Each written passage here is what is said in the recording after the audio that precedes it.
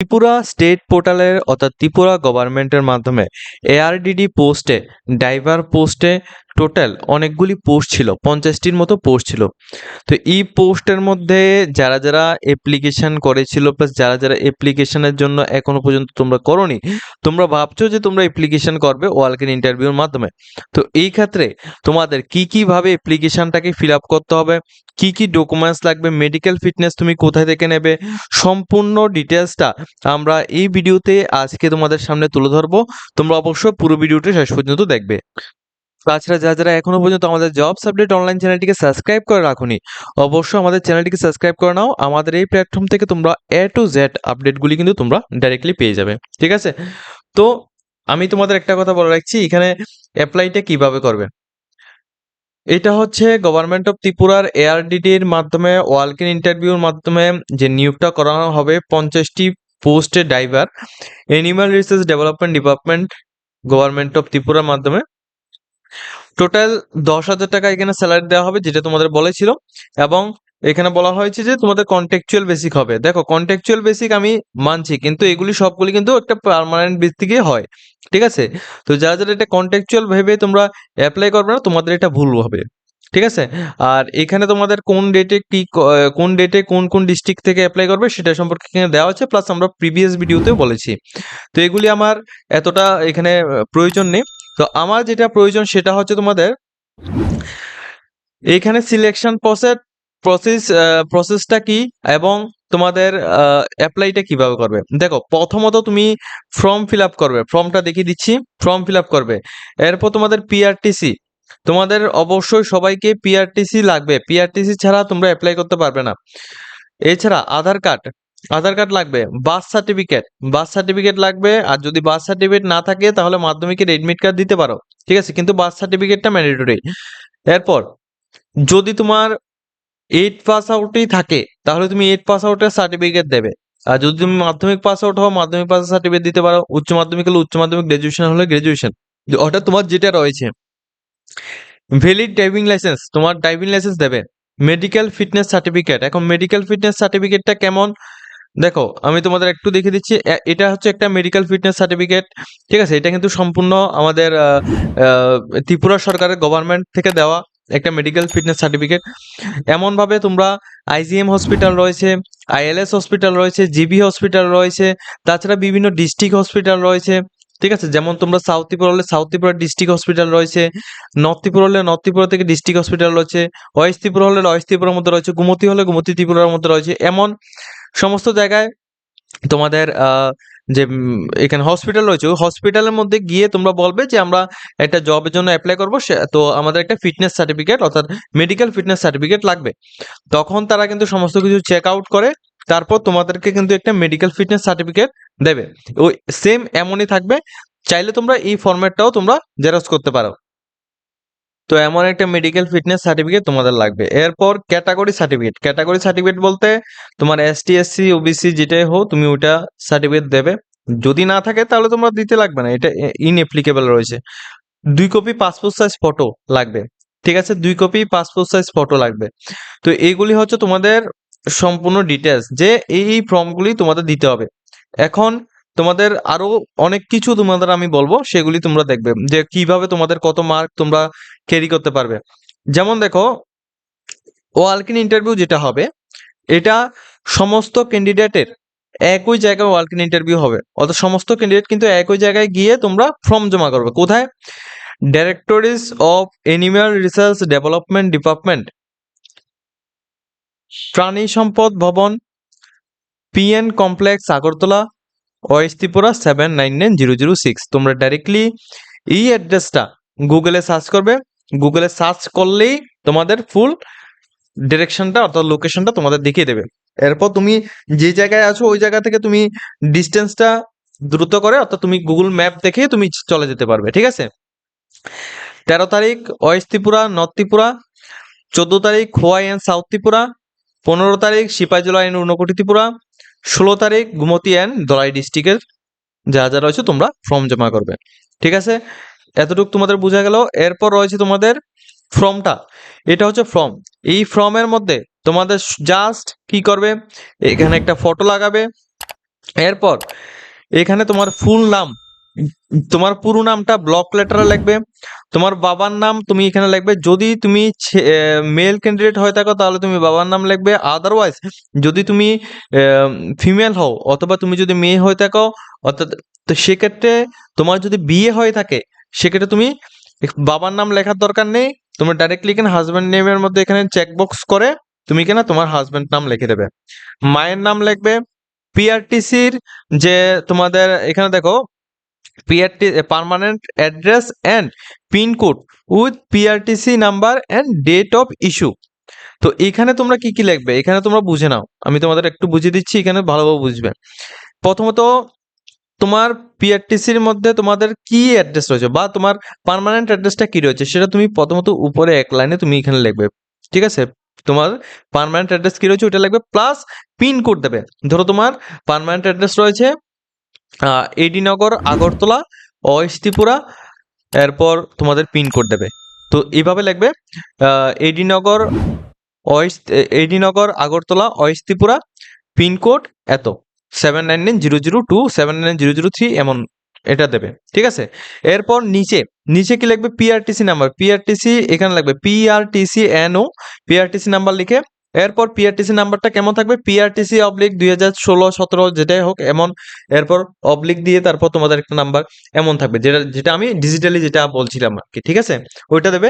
এবং পিআরটিসির সেম নাম্বারের একেবারে সাইডে দেখবে একটা ইস্যু ডেট আছে, ওই ইস্যু ডেটটা তুমি এখানে লিখবে। এরপর তোমরা এখানে এইভাবে ব্র্যাকেট দিয়ে তোমরা ইস্যু ডেটটা তুমি লিখে দেবে, ঠিক আছে? কমিউনিকেশন অ্যাড্রেস, তোমার নিজস্ব অ্যাড্রেস কি রয়েছে ওটা দেবে। যদি তোমার পার্মানেন্ট অ্যাড্রেস আর প্রেজেন্ট অ্যাড্রেস সেম যদি হয়ে থাকে তাহলে তুমি এখানে সেম ভাবে লিখবে। ডেট অফ বার্থ প্রথমত তুমি ডেট, মান্থ এবং ইয়ার দেবে। এরপর এইচ অফ অ্যাডভার্টাইজমেন্ট, এবং এখানে দেখো এই বিষয়টা মাথায় রাখবে যে তোমাদের এই অ্যাডভার্টাইজমেন্টটা কত তারিখ দেওয়া হয়েছে।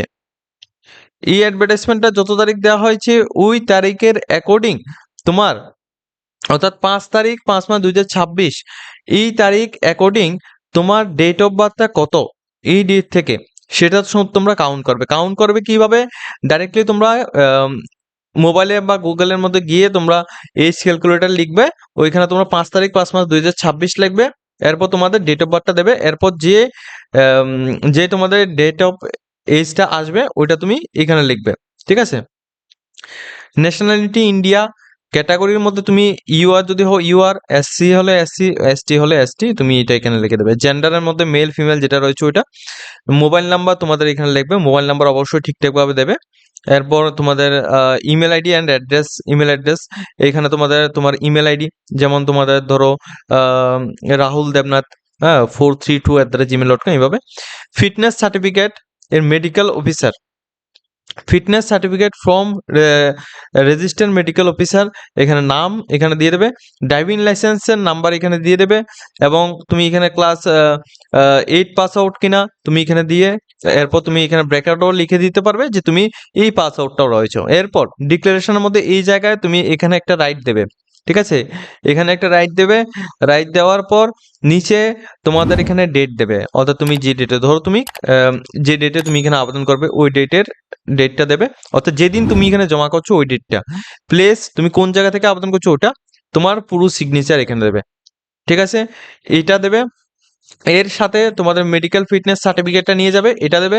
এর সাথে তোমাদের কি কি বলেছিলাম উপরে যে ডকুমেন্টসগুলি বলেছি এই ডকুমেন্টসগুলি সবগুলি কিন্তু তোমাদের জেরক্স কপি নিয়ে যাবে, এগুলি তোমরা সেখানে একটা স্টেপলার মধ্যে একটা মেরে তারপর কিন্তু তুমি এই ডকুমেন্টসটাকে তাদের হাতে তুলে দেবে, ঠিক আছে? এবার এবার মেইন প্রসেসটা হচ্ছে তোমাদের 85 মার্কের প্রথমত একাডেমিক কোয়ালিফিকেশনের উপর ভিত্তি করে 85 মার্কের নেওয়া হবে, 85 মার্ক নেওয়া হবে, আর 15 মার্ক তোমাদের ভাইভা হবে। এখন এই 85 মার্কটা কি কি পদ্ধতির মাধ্যমে নেওয়া হবে? ড্রাইভিং লাইসেন্স ক্যাটাগরি থেকে 20 মার্ক, যদি যদি তোমার ভ্যালিড ড্রাইভিং এখানে ভ্যালিড এলএমভি লাইসেন্স থাকে, ধরো তোমার এলএমবি লাইসেন্স রয়েছে তাহলে টোটালি তুমি 15 মার্ক পেয়ে গেলে। আর যদি তোমার ভ্যালিড এলএমবি প্লাস ট্রান্সপোর্ট অথবা কমার্শিয়াল লাইসেন্স রয়েছে তাহলে তুমি 5 মার্ক পাবে।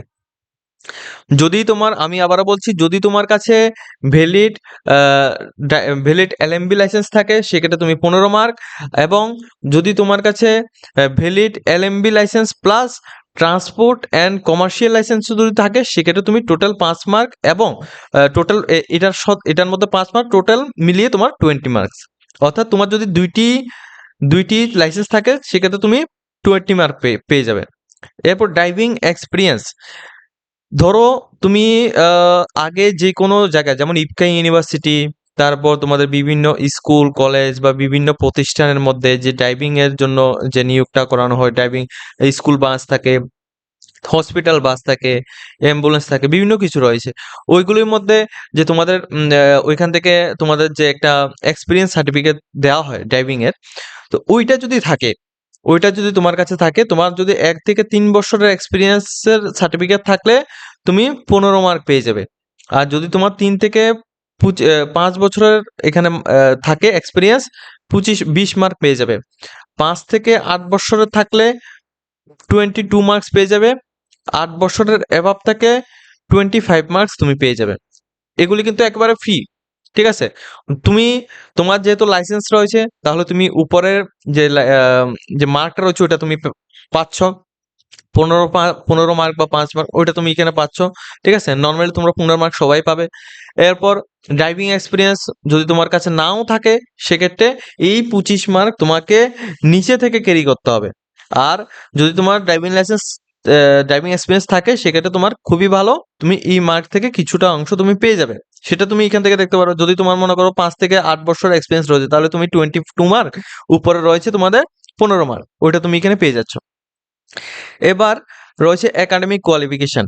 এখানে এডুকেশন কোয়ালিফিকেশন, অর্থাৎ তুমি মাধ্যমিক, উচ্চ মাধ্যমিক, গ্রাজুয়েশন যেটাই দিচ্ছ ওইটার উপর ভিত্তি করে তোমাদের 40 মার্ক তোমাদের কাউন্ট করা হবে। আর ড্রাইভিং ক্যাটাগরি এটা তোমাদের বলেছি, ড্রাইভিং এক্সপিরিয়েন্সও বলেছি।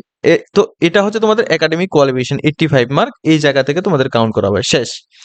এবার এটা কাউন্ট করার পর এটার মধ্যে যখন তোমরা কোয়ালিফাইড হবে তোমাদের নেক্সট প্রসেস হচ্ছে ভাইভা। ভাইভার মধ্যে 15 মার্ক, তোমরা এই তিনটা যখন কোয়ালিফাইড করবে তারপর তোমাদের ভাইভা হবে। এই ভাইভার মধ্যে কি থাকবে? জেনারেল নলেজ এবং ট্রাফিক রুলস, অর্থাৎ তুমি রাস্তায় গাড়ি চালাতে হলে বিভিন্ন সিগন্যাল এবং কি কি রুলস রয়েছে ট্রাফিকের সমস্ত ডিটেলস সম্পর্কে তোমাদের প্রশ্ন করা হবে, ওইখান থেকে তুমি 5 মার্ক পাবে। কমিউনিকেশন স্কিল, অর্থাৎ তোমার বসার ধরন কি, তুমি ইন্টারভিউ দিতে গেলে তোমার বসার ধরন কি, তুমি কিভাবে কথা বলছো তাদের সাথে, তোমরা কিভাবে কমিউনিকেশন করছো, তুমি তাদের সাথে রাগান্বিত রয়েছো কিনা বা ফ্রি মাইন্ডেড রয়েছো কিনা বা যেমনটা রয়েছো ওইটার উপর ভিত্তি করবে। অর্থাৎ তোমার নিজের দক্ষতার উপর ভিত্তি করে 5 mark. Personality and attitude test, অর্থাৎ তোমার কথা বলার ধরন এবং তোমার পার্সোনালিটি, তোমার বডি বডি ল্যাঙ্গুয়েজ তোমার কেমন রয়েছে, ঠিক আছে? এগুলির উপর ভিত্তি করে তোমার 5 মার্ক। তো এগুলি রয়েছে তোমাদের 15 মার্ক। এই 15 মার্ক তোমাদের নেক্সট স্টেপে হবে, ঠিক আছে? তো আমি তোমাদের বুঝিয়ে দিলাম যে তোমরা কিভাবে তোমার মার্কটা রয়েছে মার্কটা ক্যারি করতে হবে। তো বেসিক্যালি ধরতে গেলে কিন্তু এখানে তোমার কোনো কিছুই হচ্ছে না, এখানে তো শুধুমাত্র তোমার একটা ভাইভা হবে। আর যেটা তোমাদের একাডেমিক কোয়ালিফিকেশন 85 মার্ক, এটা তুমি কিন্তু এমনিতেই তুমি পেয়ে যাচ্ছ। যদি তুমি ডকুমেন্টস ভালোভাবে তুমি দিতে পারো তুমি এমনিতেই পেয়ে যাচ্ছ, তোমার কোনো লিখিত পরীক্ষা হচ্ছে না, ঠিক আছে? এটার মতো ভালো চাকরি আমার মনে হয় না আর কোনো জায়গায় আছে। তো এই পোস্টটা তোমরা অ্যাপ্লাই করতে পারো, ঠিক আছে? সম্পূর্ণ ডিটেলসটা বলে দিয়েছি, তোমার ফর্মের ডিটেলসগুলি কিভাবে কি কি করতে হবে সবগুলি বলে দিয়েছি। যারা যারা অ্যাপ্লাই করবে নির্দিষ্ট ডেটে গিয়ে তোমরা অ্যাপ্লিকেশন করে দিতে পারবে, ঠিক আছে? আজকের মতো ভিডিওটা এই পর্যন্ত। যদি তোমাদের ভিডিওটা ভালো লাগে অবশ্যই সবাই কিন্তু লাইক কমেন্ট শেয়ার করবে।